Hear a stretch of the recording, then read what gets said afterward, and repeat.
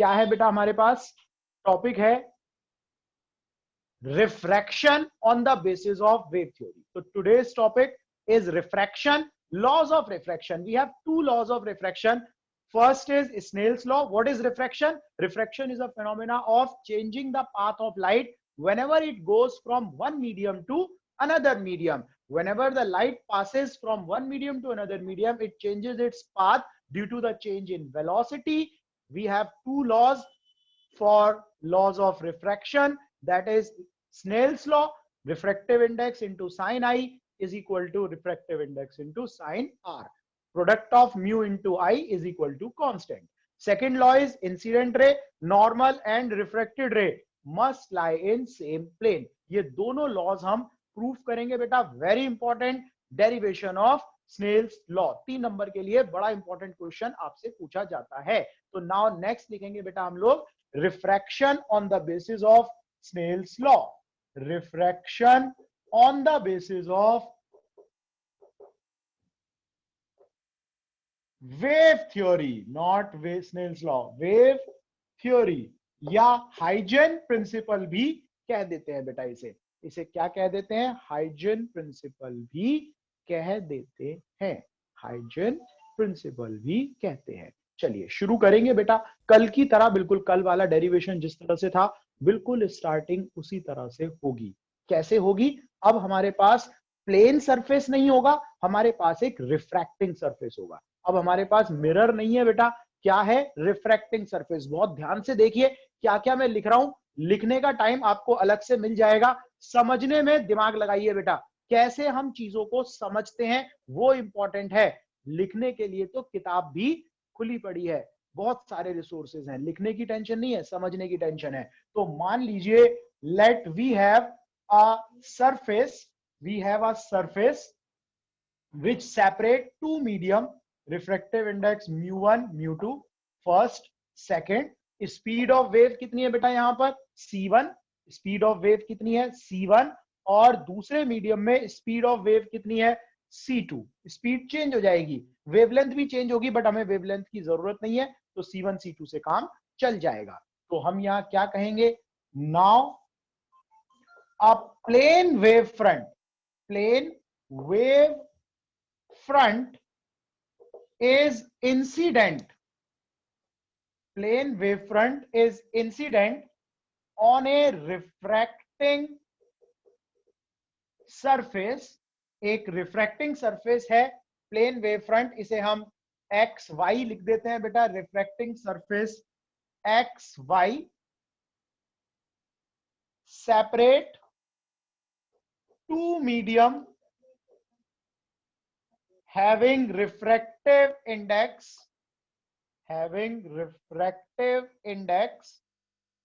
mu1 and mu2 and speed of wave v1 and v1 नहीं c1 लिखा है हमने, c1 and c2. c1 and c2. एक plane wave front incident होता है बेटा किसी रिफ्रैक्टिव इंडेक्स किसी मीडियम के ऊपर. Now this is the plane wave front.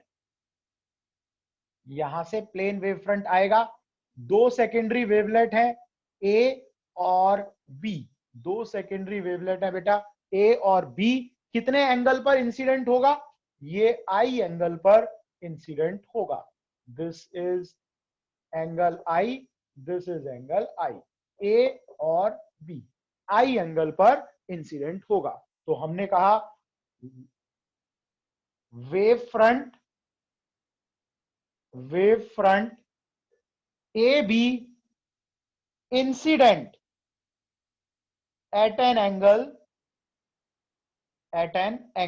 कितने एंगल पर इंसिडेंट होगा बेटा? At an angle i. I angle पर इंसिडेंट होगा. Plane wave front i angle पर इंसिडेंट होगा. हाइजन क्या कहते हैं? हाइजन कहते हैं जब एक वेवलेट टकराता है तो वो वेवलेट अलग बिहेव करेगा और बाकी wavelet act like a new source of disturbance. तो हम यहां क्या कहेंगे बेटा? अकॉर्डिंग टू हाइजन थोड़ी ब्लर हो रही है प्रिंसिपल, हाइजेन हाँ सर, इसको समझ नहीं आ रहा, बड़ी भी नहीं हो रही। अकॉर्डिंग टू हाइजेन प्रिंसिपल, अभी देख लेता हूं बेटा, मैं अभी देखता हूं, ठीक है। अकॉर्डिंग टू हाइजेन प्रिंसिपल, एक सेकेंड में चेक कर लेता हूं बेटा।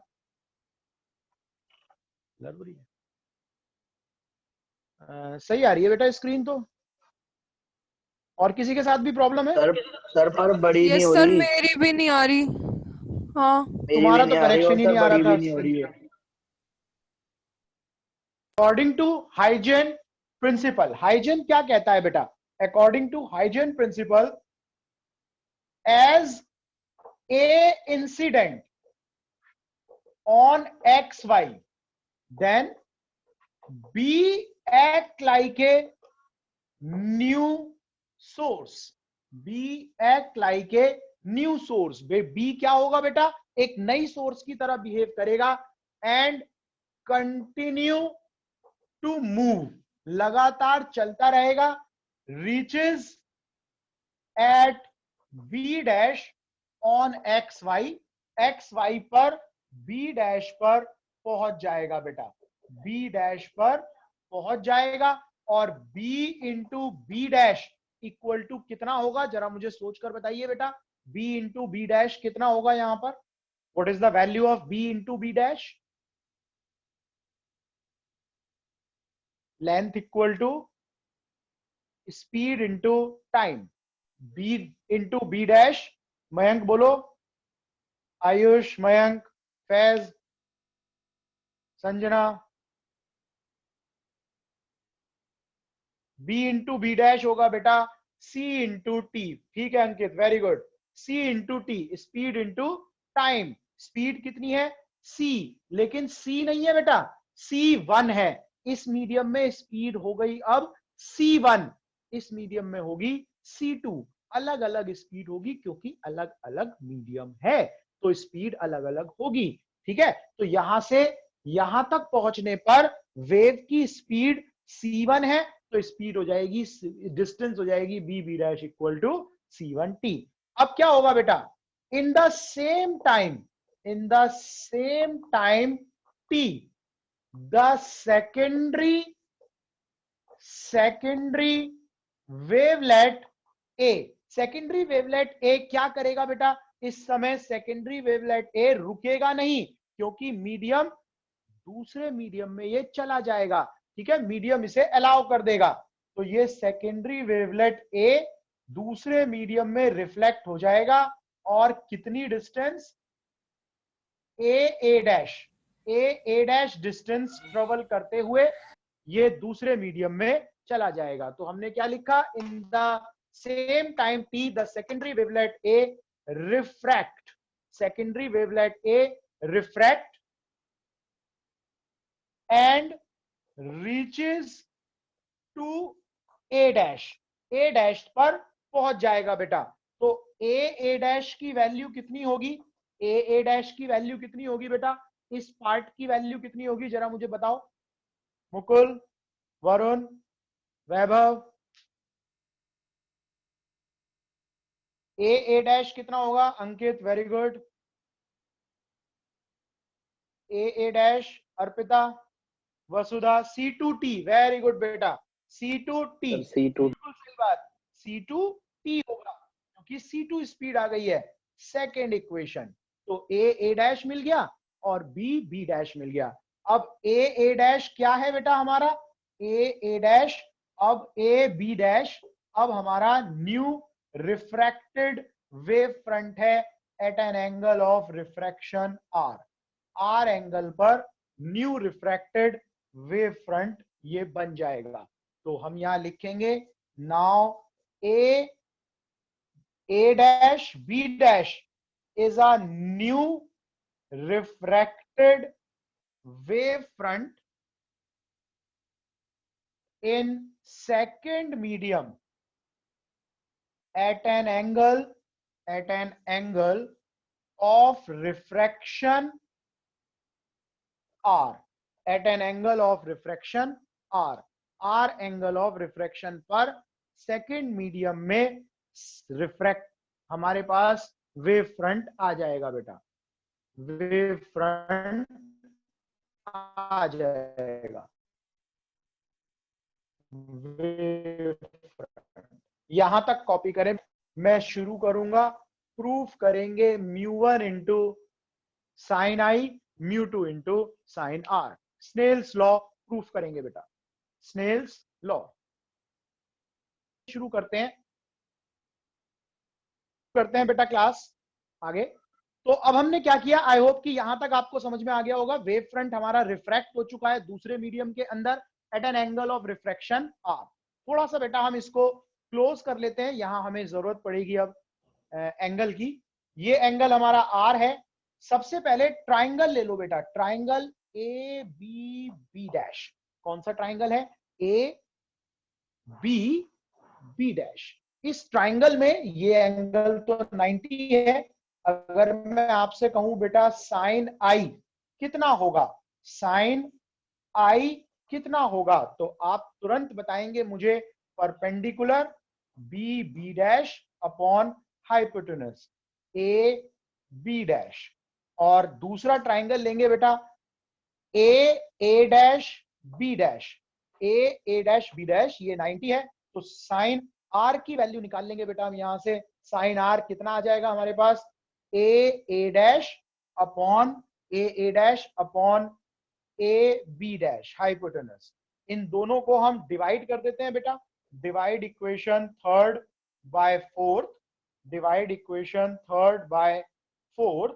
तो sine I upon sine r, sine I upon sine r, sine I upon sine are is equal to B B dash upon A B dash divided by A dash upon A B dash. Cancel हो गया बेटा, sine आई upon sine r आ गया, sine आई upon sine r आ गया हमारे पास कितना, B B dash upon A dash, B B dash upon A dash. यहां तक हमारे पास वैल्यू आ गई।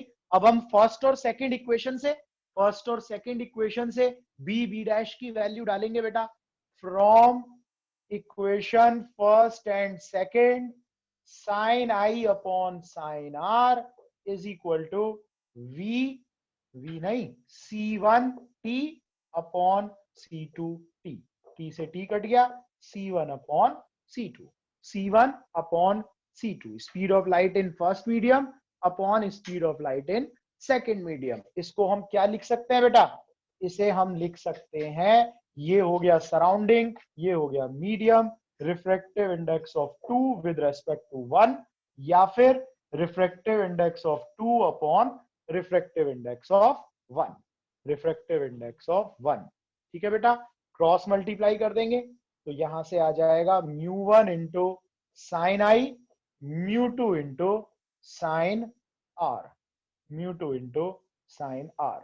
और यही क्या है बेटा हमारा, यही है हमारा Snell's law. This is Snell's law. फटाफट से देखिए, और कहीं पर कोई अगर प्रॉब्लम है तो इसे आप डिस्कस करेंगे बेटा। चलिए बेटा, अब सेकंड लॉ की बात करेंगे हम लोग। इंसिडेंट रे, नॉर्मल और refracted ray must lie in same plane, must lie in same plane. 9 ना। तो इसे देखेंगे बेटा हम लोग कैसे ये इंसिडेंट रे, नॉर्मल और रिफ्रैक्टेड रे सेम प्लेन में लाई करते हैं। इस तरह से हम देखेंगे। तो आप इसको ऐसे समझिए बेटा यहां पर कि जैसे ये हमारा वेव फ्रंट है, ये एक क्या है, वेव फ्रंट है, प्लेन वेव फ्रंट है। यहां से ये वेव फ्रंट आ रहा है, इस तरह से वेव फ्रंट आया। इस बोर्ड के साथ ये कितना एंगल बना रहा है, 90 डिग्री। एंगल कितना बन रहा है बेटा, 90। ये प्लेन वेव फ्रंट बोर्ड के साथ 90 एंगल बना रहा है। इंसिडेंट रे हमेशा प्लेन के परपेंडिकुलर होती है। तो यहां से रेज आया प्लेन के परपेंडिकुलर, फिर उसके बाद रिफ्रैक्टेड रे जो है, रिफ्रैक्टेड वेव फ्रंट, ये भी प्लेन के परपेंडिकुलर है, और जो रिफ्रैक्टिंग सरफेस है ये भी प्लेन के परपेंडिकुलर है। तो रिफ्रैक्टिंग सरफेस का नॉर्मल, इंसिडेंट रे और रिफ्रैक्टेड रे तीनों बेटा कैसे होंगे, सेम प्लेन में लाई करेंगे, सेम प्लेन में लाई करेंगे। तो यहां हम स्टेटमेंट लिखेंगे जैसे हमने कल लिखी थी दूसरे वाले लॉस को प्रूव करते समय। तो यहां पर क्या होगा बेटा, if we observe the diagram, if we observe the diagram, we notice that, क्या नोटिस करते हैं बेटा, if we observe the diagram we notice that incident wave front AB, refracted wave front A dash B dash, and refracting surface XY all lies perpendicular to plane of, all lies perpendicular to plane, perpendicular to plane, plane के perpendicular है, हमारी figure में plane के perpendicular है। Hence we can conclude that, क्या conclude कर सकते हैं बेटा, incident ray, normal and refracted ray must lie in same plane, must lie in same plane, same plane में लाई करेंगे, must lie in same plane, same plane में lie करते हैं बेटा। तो ये आपका हो गया सेकेंड लॉ। करिए बेटा।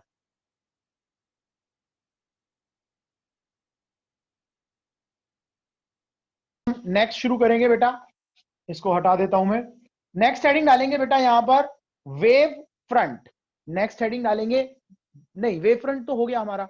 नेक्स्ट डालेंगे बेटा प्रिंसिपल ऑफ सुपरपोजिशन। अब हम दो वेव्स को मिलाएंगे, दो वेव आपस में मिलेंगी और तीसरी वेव बनाएंगे बेटा, ठीक है। और एक बड़ा इंपॉर्टेंट टॉपिक पढ़ेंगे, इंटरफेरेंस ऑफ लाइट। समझ लीजिए इस चैप्टर का हीरो आ गया, इस चैप्टर का मेन जो कैरेक्टर है वो क्या है, दो कैरेक्टर है बेटा, इंटरफेरेंस एंड डिफ्रैक्शन। दो बातें हमें पढ़नी है इसमें, इंटरफेरेंस और diffraction.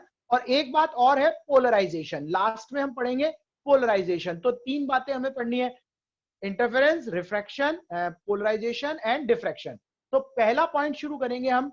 Before starting the first point we must understand that how the wave, by what principle the two wave meet together and form a third wave, third kind of wave, ठीक है बेटा। तो इसके लिए एक rule लगता है, the name of rule is principle of superposition।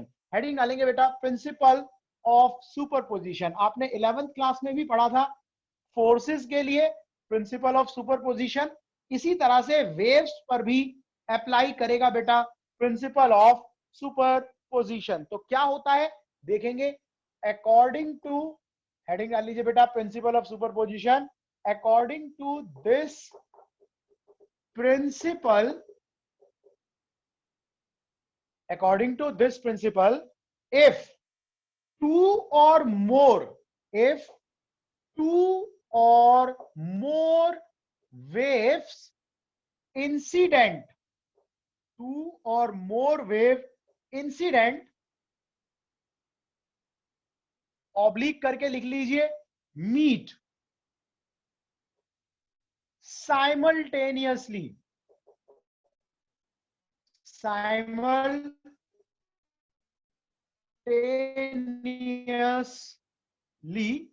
on a same point, किसी पॉइंट पर साइमल्टेनियसली मिलती हैं दो या दो से ज्यादा waves, then a new kind of wave is formed, नई वेव बन जाती है, in which the displacement is always equal to the displacement, always equal to the vector sum of displacement, vector sum of displacement of each wave, each wave के displacement के vector sum के बराबर होता है बेटा। ईच वेव के displacement के vector sum के बराबर होता है कौन? नई वेव का डिस्प्लेसमेंट। मान लीजिए एक वेव है, दूसरी वेव है, तीसरी वेव है, किसी पॉइंट पर एक साथ मिल जाए, नई वेव बन जाएगी बेटा। यहां पर इस नई वेव का डिस्प्लेसमेंट इन तब तीनों वेव के डिस्प्लेसमेंट के वेक्टर सम के बराबर आएगा। v is equal to y is equal to y1 plus y2 plus y3 and so on. This principle is called principle of superposition, और we can say principle of forming a new wave. कैसे एक नई wave बनती है बेटा, इससे पता चलता है हम लोगों को। That is called principle of superposition. Displacement of each wave is equal to vector sum. 11th class में भी हमने पढ़ा था बेटा फोर्सेस के लिए, net force on a given particle is equal to the vector sum of all the individual forces act on it. सभी forces का वेक्टर सम नेट फोर्स के बराबर होता है। यहां पर सभी डिस्प्लेसमेंट का वेक्टर सम, पता है, सभी फोर्सेस, सभी वेव्स के डिस्प्लेसमेंट का वेक्टर सम कितना होता है बेटा? ईच वेव के डिस्प्लेसमेंट के बराबर होता है। Sum of displacement of each wave net wave के डिस्प्लेसमेंट के बराबर होगा। इस लॉ को हम इंटरफेरेंस के लिए यूज करेंगे बेटा। कैसे इंटरफेरेंस के लिए हम इसे यूज करेंगे ये हमें देखना है।